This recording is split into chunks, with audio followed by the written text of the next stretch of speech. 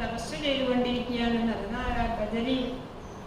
അവരുടെ അവതാരത്തിന്റെ ഒരു ആവശ്യം എന്താണെന്ന് വെച്ചാൽ സഹസ്രകവചം എന്നൊരു അസുരനുണ്ടായിരുന്നു. അയാൾക്കൊരു കവചമുണ്ട്.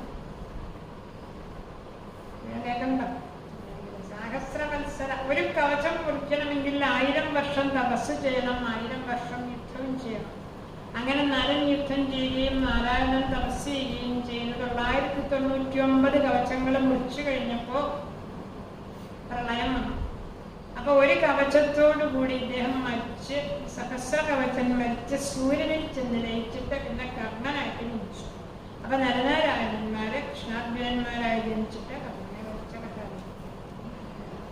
പിന്നെ അദ്ദേഹത്തിന്റെ തപസ് മുടക്കാനായുള്ള അപ്സരസ്സുകളെ മോഹിപ്പിക്കാൻ വേണ്ടി ഉർവശിയെ സൃഷ്ടിച്ച കഥയൊക്കെ ഇതിൽ വിസ്തരിച്ച് പറഞ്ഞിട്ട് ദക്ഷപ്രജാപതി. അതിലുമൊക്കെ ശാന്തരമണീയതരമായിരിക്കുന്ന അവതാരം അല്ലയോ ഗുരുവായൂരപ്പ, അവിടുത്തെ ഈ ശ്രീകൃഷ്ണാവതാരം തന്നെയാണ് എന്ന് പറഞ്ഞിട്ട് ദക്ഷയാഗത്തിലേക്ക് പ്രവേശിക്കുകയാണ്. ദക്ഷപ്രജാപതിക്ക് ധാതാവ് ബ്രഹ്മദേവൻ വളരെയധികം ലാളന കൊടുത്തു. അപ്പൊ അദ്ദേഹം രജോ ഗുണം കൊണ്ട് വിവേകമില്ലാത്തവനായി തീർന്നിട്ട് സർവം അങ്ങയുടെ തന്നെ മറ്റൊരു രൂപമായിരിക്കുന്ന ശ്രീപരമേശ്വരൻ നമ്മുടെ ശൃംഗപരിത്തപ്പനെ ദേഷിച്ചു. വൈരത്തിന്റെ സൂചനയോടുകൂടി യാഗത്തിൽ വെച്ച സ്വന്തം പത്നിയെ അപമാനിക്കുകയും ചെയ്തു. അപ്പൊ ഒരു യാഗസദസ്സിൽ മുമ്പ് നമ്മൾ പറഞ്ഞിരുന്നു തിരിക ഗുണസക്രാണ്. ഈ മഹാദേവനിൽ ചില പ്രത്യേക ഗുണങ്ങളൊക്കെ കണ്ടിട്ട് അതിങ്ങനെ നോക്കിയിരിക്കും രക്ഷപ്പെടുന്നത്. ചിലപ്പോൾ അയാളിങ്ങനെ ചില ഭസ്മങ്ങളൊക്കെ ധരിച്ച ശ്മശാനത്തില് കാണാം. ചിലപ്പോ യോഗീന്ദ്രനായിട്ടിരിക്കുന്നു, ദക്ഷിണാമൂർത്തിയായിട്ട്. അത് എന്തായാലും അദ്ദേഹത്തിന് പിടിച്ചില്ല. ഇത്രയും തന്റെ മകളെ വിവാഹം കഴിച്ച ആളാണെന്ന് വിചാരിച്ചു. ഒരിക്കൽ ഒരു സഭയിൽ വെച്ച് എല്ലാവരും എഴുന്നേറ്റ് നിന്ന് രക്ഷപ്രജാപതി വന്നപ്പോ അധ്യക്ഷനായിട്ടുള്ള രക്ഷപ്രജാപതി കൊടുത്ത് താമസിച്ചാണ്. അദ്ദേഹം വന്നു കഴിഞ്ഞപ്പോൾ എല്ലാ ദേവന്മാരും എഴുന്നേറ്റു. മഹാദേവൻ എഴുന്നേറ്റില്ല എന്നൊരു നിസ്സാര കാരണം പറഞ്ഞുകൊണ്ട് മഹാദേവനെ ഏറെ ശകാരിച്ചവിടെ അന്വന്നെ കുറെ കലഹങ്ങളൊക്കെ ഉണ്ടായിട്ട് ശപിച്ചു. ഇനി ഒരിടത്തും ശിവന് യാഗഭാഗം ഇല്ലാതെ പോകട്ടെ. അപ്പൊ ആരും യാഗം ചെയ്യാതെ കണ്ടായി. പിന്നെ ദക്ഷൻ തന്നെ ഒരു മാതൃക കാണിച്ചു. ചരിത്രഭാഗമായിട്ട് ശിവന് യാഗഭാഗം കൊടുക്കാതെ കണ്ട യാഗം ചെയ്തു. അതിനായിട്ട് പോകുന്ന ദേവീദേവന്മാരുടെ കോലാഹലം കേട്ട് ശ്രീപാർവതി ചെന്ന് മഹാദേവനോട് പറഞ്ഞു, നമ്മളും പോകണ്ടല്ലേ, അല്ലേ? സഹോദരിമാരെല്ലാവരും ഭർത്താക്കന്മാരോടുകൂടെ വരും. അവർക്കൊക്കെ ഓരോ സെറ്റിൽമെന്റും ഒക്കെ കൊടുക്കും. അപ്പൊ അങ്ങേക്കൊരു വേഷ്ടിയും കിട്ടും, എനിക്കൊരു സെറ്റിൽമെന്റും കിട്ടും. എന്നിട്ട് എല്ലാവരും ഇങ്ങനെ ഒന്നിച്ചൊരു ഫോട്ടോ. നമുക്ക് പോണ്ടേ? അദ്ദേഹം പറഞ്ഞു പോണ്ടേ. അല്ല അച്ഛൻ്റെ അടുത്ത് പിടിച്ചില്ലല്ലോ, അങ്ങനെ വിചാരിക്കുന്ന അച്ഛനില്ല. അങ്ങേക്കിപ്പോ സ്വസ്ഥനാണെങ്കിൽ എൻ്റെ അച്ഛൻ. അപ്പൊ ഭഗവാൻ പറഞ്ഞു അത് ശരി. ഈ ഇരുമ്പും കൊണ്ട് ഇരുമ്പുമ്മൽ അടിച്ചാൽ ഭയങ്കര ശബ്ദം കേൾക്കും, മരത്തടിച്ചാൽ അത്രയും കേൾക്കില്ലോ. അതുപോലെയാണ് സ്വജനങ്ങളിൽ നിന്ന് നമുക്ക് കിട്ടുന്ന ഒരു വലിയ അപമാനം. അല്ലെ? സ്വന്തക്കാരൻ, സ്വന്തം അച്ഛനോ അമ്മയോ നമ്മുടെ മുഖത്ത് നമുക്ക് കിടക്ക് പുറത്ത് എന്ന് പറഞ്ഞാൽ ആ ദുഃഖം നമുക്ക് തീരില്ല. സ്വജനങ്ങളായിരിക്കുന്നവരിൽ നിന്ന് അങ്ങനെയുള്ളത് മരണായ കൽപ്പതേ. ചിലപ്പോൾ ദേവിക്ക് മരണം വരെ സംഭവിക്കും അവിടെ പോയാൽ. സത്യമാണ്, മരണം സംഭവിക്കാൻ പോവാണ്. അങ്ങനെ പറഞ്ഞു കഴിഞ്ഞപ്പോൾ പാർവതി ദേവി പറഞ്ഞു, പക്ഷെ അങ്ങനെയല്ല, രുദ്രഭാഗമായിട്ടാണെങ്കിൽ ഞാൻ അതിനൊന്ന് എതിർക്കാൻ പോകുന്ന പൊക്കളം. അങ്ങനെയെങ്കിലും ഒരു തൻ്റെടം കാണിക്കാൻ വേറെ നിർമ്മലാ സീതാരാമനെ പോലെയൊക്കെ നല്ല വർക്ക് പറയാനൊരു പെൺകുട്ടി ഉണ്ടാകും. ആരുമില്ല. എല്ലാ ദേവീദേവന്മാരും ഈ യജ്ഞഭാഗം കാണാതെ വന്നിരിക്കുക. ചരിത്രഭാഗമായിരിക്കുന്ന യജ്ഞത്തിൽ രക്ഷപ്രജാപതി സതീദേവി അവിടെ ചെന്നത് ചരിത്രഭാഗമായിട്ട് കണ്ടു. മനസ്സിലായി. അമ്മയും സഹോദരിമാരൊക്കെ ഓടി വന്നു. പിന്നെ അവളെ സെറ്റുകൊണ്ടൊക്കെ മേടിച്ചു വെച്ചിട്ടുണ്ടോ അവളെ എന്നൊക്കെ പറഞ്ഞു. പക്ഷേ പറഞ്ഞാലേ മനസ്സിലാവണം. സതീദേവി ആ യാഗശാലയിലേക്ക് കടന്ന് അവിടെ ഇരുന്ന ദേവന്മാരോടെല്ലാം നിങ്ങളൊക്കെ എന്ത് കണ്ടുകൊണ്ട് വന്നതാണ് അല്ലേ? യദ്വ്യക്ഷരം നാമഗിരേരിതം നൃണാംലെ ശിവശിവ എന്നൊന്ന് ജപിച്ചാൽ മതി. മിത്രങ്ങൾ നമുക്കെത്ര ശിവ ശിവ ശിവശിവകിലം ഗർഭിണീമഭ്യഹാസി. അങ്ങനെ മരണം എടുക്കുമ്പോൾ ശിവശിവാന്ന് ജപിക്കുകയോ രുദ്രാക്ഷത്തിന്റെ കാറ്റുള്ള അടുത്ത് കിടന്ന് മരിക്കുകയോ അങ്ങനെയൊക്കെ ചെയ്താൽ മതി. ശിവപുരാണത്തിലുണ്ട് ഒരു കഴുത രുദ്രാക്ഷം ചോദിക്കും. അങ്ങനെ കണ്ട് മരിച്ചു. ശിവലോകത്തേക്ക് കൊണ്ടുപോയി. അത്രയും കാരുണ്യമുള്ള മഹാദേവനെയാണല്ലോ അവിടെ നിന്ദിച്ചത്. അങ്ങനെ ശിവനിന്ദ ചെയ്ത ഒരാളെ കണ്ട കുഴി. വൃത്തി ഉണ്ടെങ്കിൽ അയാളുടെ കഥ കഴിച്ചിട്ടുണ്ട് കുടിക്കാം. എനിക്കിപ്പോൾ എൻ്റെ അച്ഛനായി പോയതുകൊണ്ട് അങ്ങനെ കഥ കഴിക്കാനൊന്നും പറ്റില്ല. അപ്പം ഞാൻ തന്നെ കഴിക്കാം തീരുമാനിച്ചിട്ട് സ്വശരീരത്തിലെ അഗ്നി തന്നെ വേണ്ട രീതിയിൽ അഗ്നിയും വായു എല്ലാം കൂടി എനിക്ക് ഓടിയത്.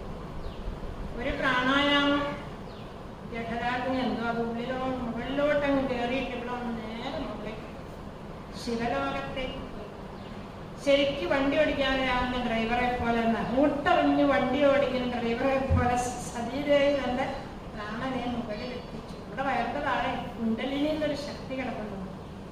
ഇപ്പൊ ഒരാഴ്ച തെറ്റാൻ കഴിഞ്ഞ് പൊന്നിക്കൂടി ഇരിക്കുമ്പോൾ ശക്തി ഉണരില്ല. ആ ശക്തിയാണ് സതീദേവി നിമിഷങ്ങൾ കൊണ്ട് ആ യോഗസിദ്ധി എത്ര എണ്ണം നോക്കിയാൽ ഒരു പ്രയാസമില്ല. 10 മിനിറ്റ് വേറെ ജന്മെടുക്കാം.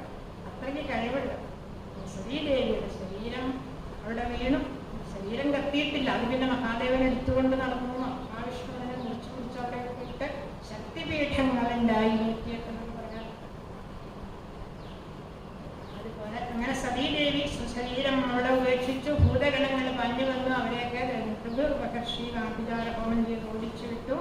മഹാദേവന്റെ വിവരം നാരദ മഹർഷി അറിഞ്ഞു. അവിടുന്ന് ജട പറിച്ച് നിലത്തടിച്ചിട്ട് വീരഭദ്രനെയും ഭദ്രകാളിയും രണ്ടുപേരും മറ്റു ഭൂതഗണങ്ങളോടുകൂടി ചെന്ന് ദക്ഷം സയജ്ഞം ജഹിമൽഫടാനന്ദമഗ്രണീയെ അവിടുന്ന് ദക്ഷിണയെ യാഗത്തോടുകൂടി യാഗശാലയോടുകൂടി നശിപ്പിച്ചു വരിക. അവിടുന്ന് എൻ്റെ ഏറ്റവും വലിയ ഗണനാഥനാണ് എന്ന് പറഞ്ഞ് ശൂലം കൊടുത്തു. വീരഭദ്രൻ നമസ്കരിച്ചുകൊണ്ട് മഹാദേവനോട് ചോദിക്കുന്നുണ്ട്, ആകാശത്തെക്കായി വലത്തിരുട്ടുന്നുള്ള ഞാൻ എന്താ ചെയ്യേണ്ടത്? അവിടുന്ന് പറഞ്ഞാൽ ഞാൻ എന്തും ചെയ്യാം. തൃശൂലം അവിടെ കൊടുത്തതോടുകൂടി മഹാദേവൻ വീരഭദ്രൻ അവിടെ ചെന്നാൽ യാഗശാല മുഴുവൻ കത്തിച്ചു. ഭൂതഗണങ്ങൾക്ക് കിട്ടിയ അവസരമായിരുന്നു. അവരെല്ലാവരും കത്തിച്ച് സ്ത്രീകളെയൊക്കെ ഓടിച്ചവരുടെ മുക്കുത്തിയൊക്കെ പറിച്ചു കളഞ്ഞു എന്നൊക്കെ. ദേവന്മാരൊക്കെ പിന്നെ എല്ലാവർക്കും ഓരോരോ അംഗവൈകല്യങ്ങളൊക്കെ വന്നുമല്ല. ചിലരുടെ പല്ല് പറിച്ചെടുത്തു. താടി വലിച്ചില്ല. ഋതുമഹർഷിയുടെ താടി ഓരോന്നായിട്ട് ഊരിയെടുത്തു. കൃഷ്ണാവല്ലരാളുടെ പല്ല് ഒഴിച്ചു കളഞ്ഞു. അവസാനം വീരഭദ്രൻ ചെന്നിട്ട് ദക്ഷപ്രജാപതിയെ കഴുത്ത് വെട്ടാൻ നോക്കിയിട്ട് സാധിക്കണില്ല. പിന്നെ യജ്ഞപശുവിൻ്റെ കൂടെ അതിങ്ങനെ പിരിച്ചു പിരിച്ച തല മുറിച്ചെടുത്ത് അഗ്നിയിൽ തോന്നിച്ചു. പിന്നെ യാഗശാലയ്ക്ക് തീയും കൊടുത്തു ചെന്ന് മഹാദേവനോട് വിവരം പറഞ്ഞു. അങ്ങനെ കൊടുങ്ങൽ വരുമ്പോഴേക്ക് ദക്ഷയജ്ഞ വിനാശിനി എന്നൊരു പേരും.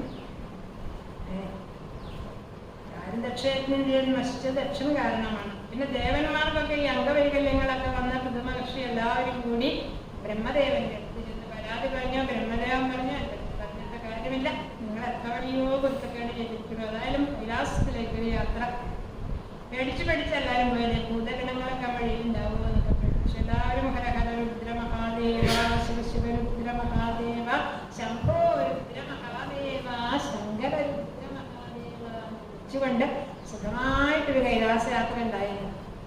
അവിടെ ചെന്നപ്പോഴൊരു വലിയ വടവൃക്ഷം എൻ്റെ വലിപ്പൊക്കെ പറയുന്നത് 1000കണക്കിന് യോജന നീള വലിയ ഒരു വടവൃക്ഷം.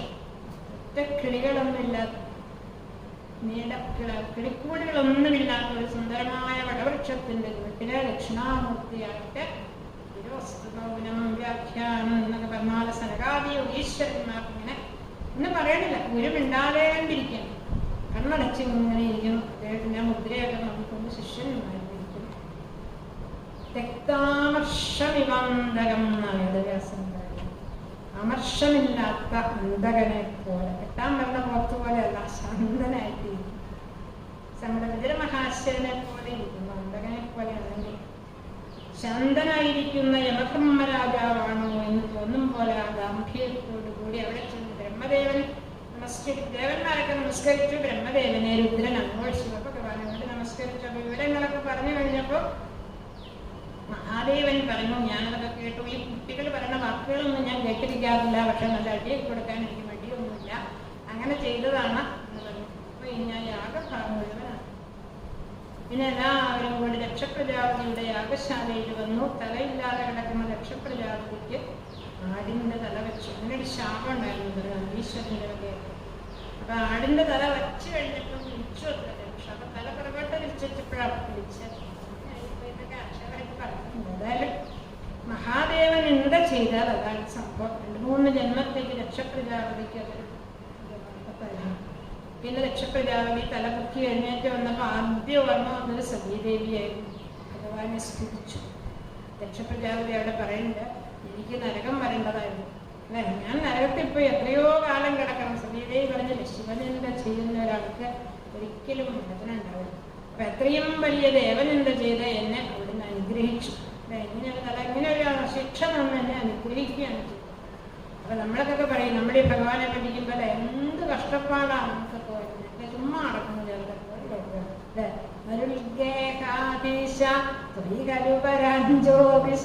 അതൊക്കെ സുഖായിട്ടിരിക്കുന്നു.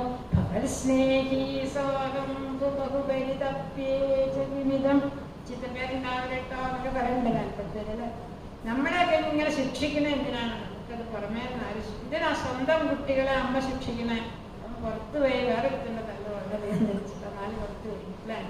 എന്താ അമ്മമാർ തന്നെ തല തീർക്കുന്നുണ്ടായി പറഞ്ഞു. അതാണ് സത്യം. അതുതന്നെയാണ് മഹാദേവൻ നമ്മൾ ചെയ്യുന്നത്.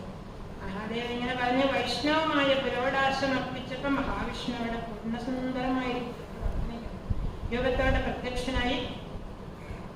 മഹാവിഷ്ണു എല്ലാവരും പ്രത്യേകം പ്രത്യേകം സ്തുതിച്ചു. സ്തുതിയൊക്കെ കഴിഞ്ഞപ്പോൾ മഹാവിഷ്ണു അവരോട് പറഞ്ഞു, ഒരാളെ ഇങ്ങനെ പൂജിക്കുക, മറ്റൊരാളെ നിന്ദിക്കുക, അത് ശരിയല്ല. എൻ്റെ അച്ഛൻ എനിക്ക് വലുതാ അല്ലേ, അപ്പുറത്തെ വീട്ടിൽ നിന്നിട്ട് എൻ്റെ അച്ഛൻ വലുതാന്ന് പറയാൻ പറ്റില്ല. അവിടെ എല്ലാവരും നിന്ദിക്കാൻ എല്ലാവർക്കും അതിൻ്റെതായ അവസ്ഥ. മഹാവിഷ്ണു ശിവനെ നിന്ദിച്ചുകൊണ്ട് വിഷ്ണുവിനെ നിന്ദിച്ചിട്ട് കാര്യമില്ലാതെ ഭഗവാൻ പറഞ്ഞു, എല്ലാവരും ഇതിനെ സ്വീകരിച്ച് മംഗളമായിട്ട് രക്ഷയജ്ഞം സമാപിച്ചു.